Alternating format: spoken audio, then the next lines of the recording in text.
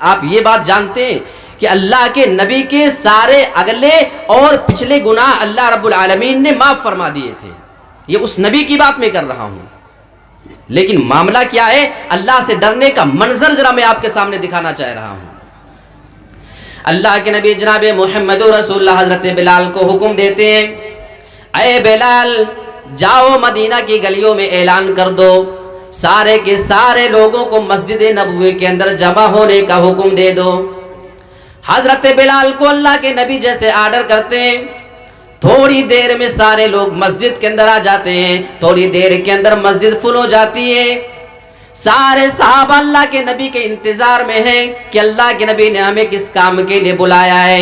اللہ کے نبی کھڑے ہو کر ارشاد فرماتے ہیں، اے میرے پیارے صحابہ، میں نے تمہارے درمیان ایک لمبی مدت گزاری ہے. میں تمہارے درمیان اپنی جوانی بھی گزار چکا ہوں، جوانی کے بعد کی زندگی بھی میں نے تمہارے درمیان گزاری ہے. اے میرے ساتھیوں، اگر تم میں سے کسی بھی آدمی کو محمد رسول اللہ کی زبان سے کوئی تکلیف پہنچی ہے، اگر آپ میں سے کسی کو میرے ہاتھ سے میرے پیر سے کوئی تکلیف پہنچی ہے، میرے کسی بھی عمل سے تم میں سے کسی بھی آدمی کو کوئی تکلیف اگر پہنچی ہو، اے میرے صحابہ تم ہچکچانا نہیں، تمہیں ڈرنے کی ضرورت نہیں ہے، کیونکہ میں نے تمہیں خود ہی جمع کیا ہے. اگر میری زندگی سے میری ذات سے کسی بھی آدمی کو ذرہ برابر بھی کوئی تکلیف پہنچی ہو، آئے وہ آج کھڑا ہو کر کے اپنا معاملہ بیان کرے. آج محمد رسول اللہ اس کا بدلہ دنیا کے اندر دینا چاہتے ہیں. اے میرے صحابہ، میں یہ نہیں چاہتا ہوں کہ میں تمہارے معاملے کو اللہ رب العالمین کے پاس قیامت کے دن لے کر کے جاؤں اور کسی آدمی کا معاملہ میرے اوپر باقی ہو. اگر کسی کا معاملہ ہو تو یہیں پہ کھڑے ہو کر کے بیان کر دے. سارے صحابہ پریشان ہیں. اللہ کے نبی اچانک ایسی باتیں کیوں کرنے لگے؟ آپ ایسی باتیں تو نہیں کیا کرتے تھے. سارے صحابہ ڈرنے لگے. ایسا تو نہیں کہ کہیں نبی کے انتقال کا ٹائم قریب آ رہا ہے، ایسا تو نہیں کہ نبی کی زندگی کے آخری ایام چل رہے ہوں. ایک صحابی رسول کھڑے ہوتے ہیں، کہنے لگے اللہ کے نبی جب آپ نے یہ ہم سے پیش ہی کر دیا ہے، آپ نے ہمیں حکم دے ہی دیا ہے، تو میں آپ کی اپنی زندگی کا ایک معاملہ بتاتا ہوں. اے اللہ کے نبی، ایک جنگ میں آپ صفوں کو سیدھا کر رہے تھے، آپ جنگ کے ٹائم پہ صفوں کو درست فرما رہے تھے. آپ کے ہاتھ میں ایک کوڑا تھا، آپ اسی سے صفوں کو سیدھا کر رہے تھے.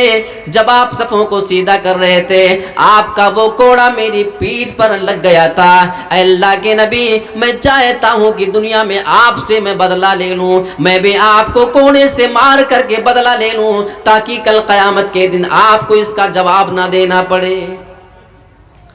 اللہ کے نبی کوڑا مگا کے اس آدمی کے ہاتھ میں تھما دیتے ہیں.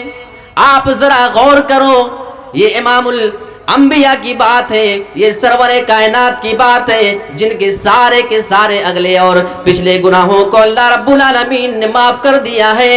میرے پیارے ساتھیوں، کوڑا مگا کر کے اس آدمی کے ہاتھ میں تھما دیا. اے میرے ساتھی، کوڑا تمہارے ہاتھ میں ہے، میں بھی مجرم تمہارے سامنے کھڑا ہوں، آؤ تم کوڑا مار کر کے بدلہ لے سکتے ہو.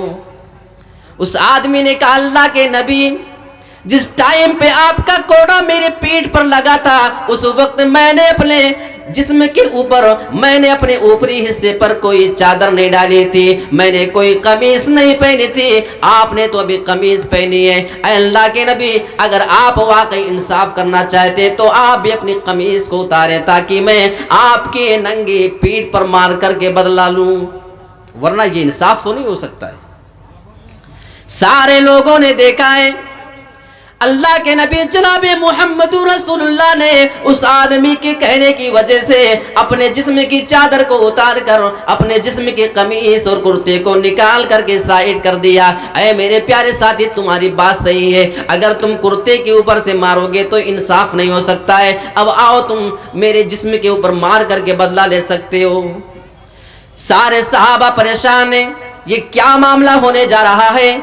ایک آدمی जनाब मोहम्मद रसूलुल्लाह को उनके जिस्म पे कोड़े मार करके बदला लेने के लिए तैयार है, वो भी आपकी नंगी पीठ के ऊपर।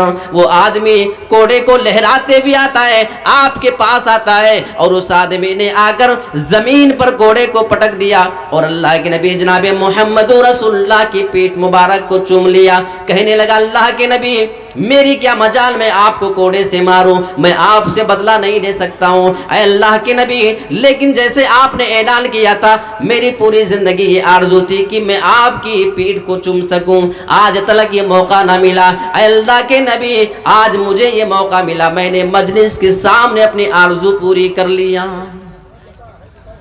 ये उस आदमी की प्लानिंग तो थी, लेकिन नबी को उसके बारे में कोई अंदाजा नहीं था कि इस आदमी की प्लानिंग क्या है, ये सच में कोड़े मारना चाहता है या नहीं। आज हम इंसान भी एक दूसरे के साथ जुल्म करते हैं, एक दूसरे के साथ हमारे मामलात जुड़े तो होते हैं, लेकिन प्यारे साथियों, आज तक हमें उनके बदले देने का कोई एहसास नहीं पैदा होता है। मैं आपसे कहना यह चाह रहा हूँ, हमें यह लगता है कि हम किसी से बदला अगर देने जाएं, हम किसी को सॉरी बोलते हैं, किसी से माफ़ी मांग लेते हैं, तो हमारी इज्जत घट जाया करती है, हमारी वैल्यू कम हो जाती है। अल्लाह के नबी ने भरे मजमे में अपनी कमीज को उतारा, लेकिन अल्लाह की कसम आपकी शान न घटी, बल्कि कुरान में रब्बे कायनात ने ऐलान कर दिया, वरफ़अना लका ज़िक्रक, ऐ मेरे नबी, हमने आपके मकाम को और ज्यादा बुलंद कर दिया है। जरा कभी सीखे हम नबी की जिंदगी से।